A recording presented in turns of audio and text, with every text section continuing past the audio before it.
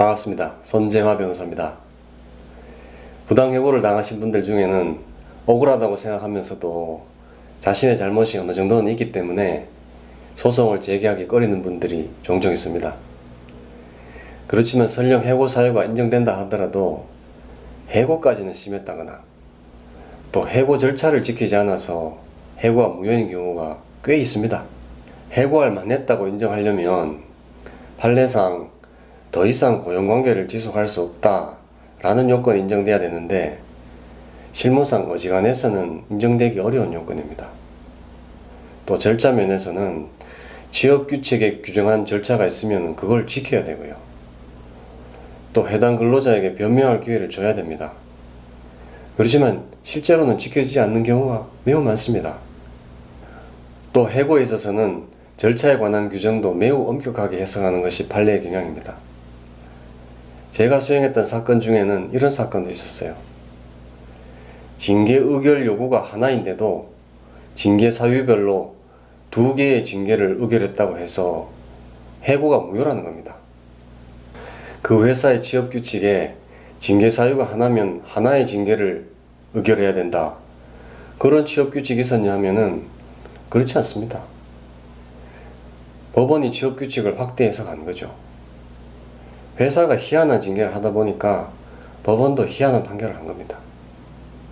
한마디로 말씀드려서 본인의 잘못이 어느 정도 있다고 해서 순순히 해고를 받아들일 필요는 없습니다. 일단 변호사 상담부터 받아보시는 것이 좋습니다. 여러분들 생각보다는 승소할 가능성이 높습니다. 물론 유능한 변호사를 찾으셔야 되겠죠. 회사도 뭔가 사유가 있을 때 해고하지 그냥은 안 합니다. 마음에 안 드는 직원을 내쫓기 위해서 핑계거리를 찾는 경우가 허다해요.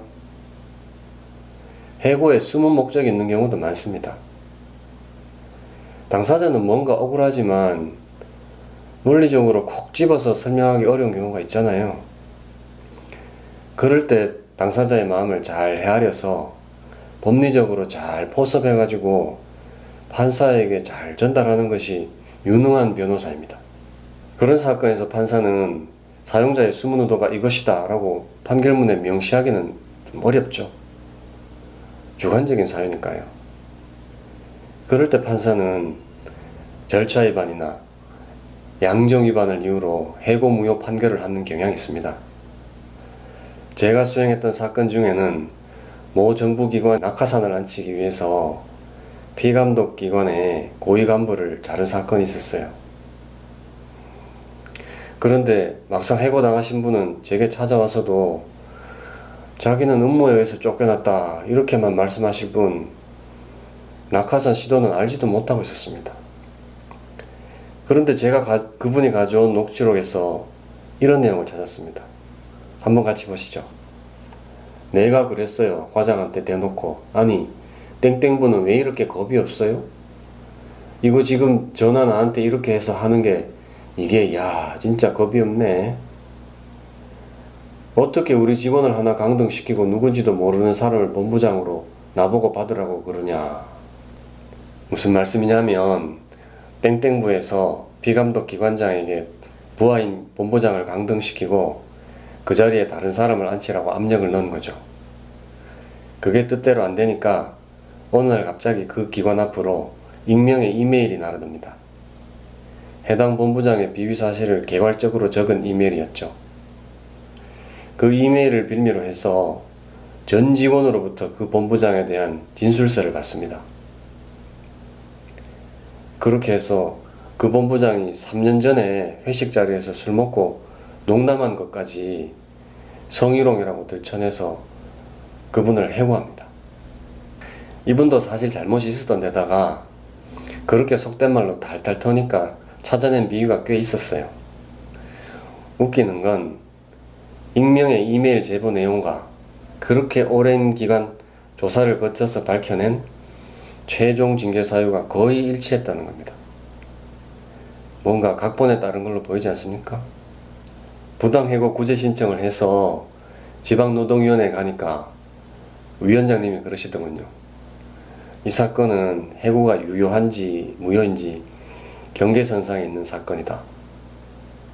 그만큼 그분의 잘못이 적다고 할 수 없다. 그런 의미죠. 그래서 제가 녹취록을 비롯해서 낙하산 시도에 관한 일련의 증거를 찾아서 제시하면서 부당해고라고 강력히 주장했습니다. 숨은 목적이 있었다는 거죠. 그런데 회사 측 대리인으로 나온 직원분이 자기도 낙하산으로 올 사람이 누군지 알고 있었다. 그렇게 실토하더군요. 재밌지 않습니까, 여러분? 물론 절차 위반과 양정 위반도 주장했죠. 여기서 다 말씀드릴 수는 없지만요. 그랬더니 제가 이겼습니다.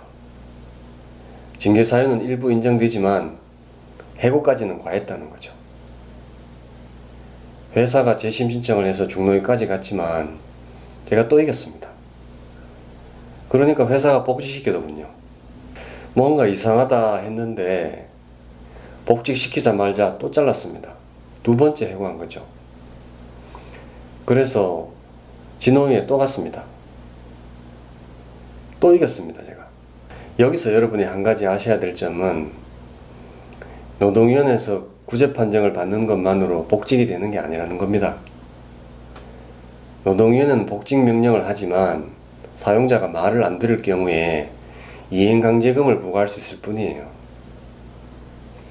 해고로 인해서 소멸된 고용관계는 법원에서 해고 무효 판결이 확정돼야 비로소 부활합니다. 노무사분들이 여러분을 대리해 줄 수 있는 것은 노동위원회까지입니다. 법원에서 하는 소송, 해고 무효 소송은 변호사만 도와드릴 수가 있어요. 아까 그 본부장님 사건에서 두 번째 진호위에서 이겼지만 제가 본부장님을 설득해서 법원에 가처분도 신청하고 해고 무효 소송도 제기했습니다. 해고 무효 소송이 확정되려면 1심, 2심, 대법원까지 몇 년이 걸릴지 모르잖아요. 그래서 가처분을 제기하는 건데 제가 또 이겼습니다. 해고 무효 소송이 확정되기 전에도 출근할 수 있게 된 거죠. 월급도 받으면서요. 그분이 승소한 가처분 결정문을 들고 회사에 출근하니까 회사가 어쩔 줄 몰라 하다가 결국 또 복직시켜 주더군요. 한 사람을 같은 직장에 2번 복직시켜 준 거죠. 그 후로도 우여곡절이 있었지만 그 본부장님은 지금 복직해서 잘 다니고 계십니다. 여러분, 근로자가 해고된다는 것은 단지 월급을 못 받는다는 것 이상입니다. 훨씬 더한 고통이죠. 아까 그 본부장님의 경우에 발이 굉장히 넓고 사회 지도층이라고 할 만한 분들도 많이 알고 계시고 사회적 활동도 많이 하시는 참 유능하신 분이었어요. 그런데 나이 50 넘어서 해고당하니까 어디 가서 말도 못하고 정말 비참했습니다. 처음 진호위에서 이겼다고 제가 전화드렸을 때 울먹이던 목소리가 아직도 기억납니다.